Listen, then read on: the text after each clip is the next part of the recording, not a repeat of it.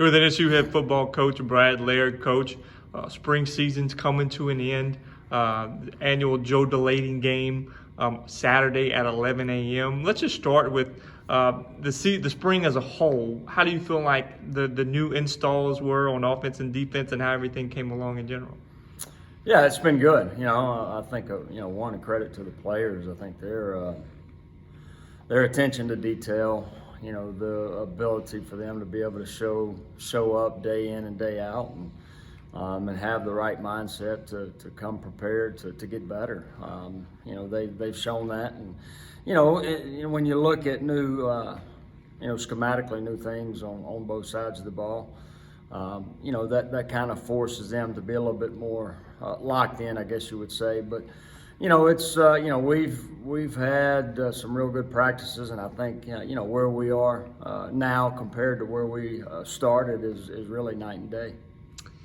And you've had one spring scrimmage. You get the second dress rehearsal to end the spring season. What are some things you're going to be looking for on Saturday?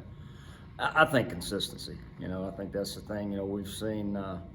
We've seen good and bad in all three phases, and I think the thing that you want to see as you continue to get more practices underneath your belt is to be able to see that consistency of the guys that, as we come out of these 15 practices, that are going to be the guys that we're going to look at for the fall, and starting to see that guys that have the ability to make plays, to be able to make the plays, whether it's offensively or defensively.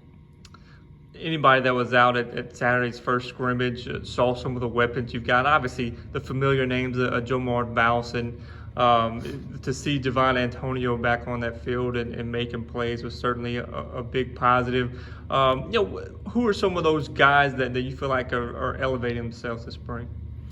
Well, I think it's given the coaches the ability to, some of these new guys, whether it's young freshmen that have not had the opportunity previously, or guys that came in at mid-year to be able to, coaches to be able to see them.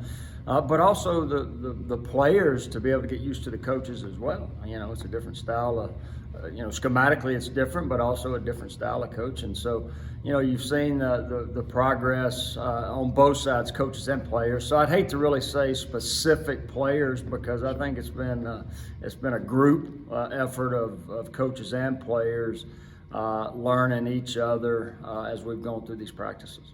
Coach Brad Laird, thank you very much.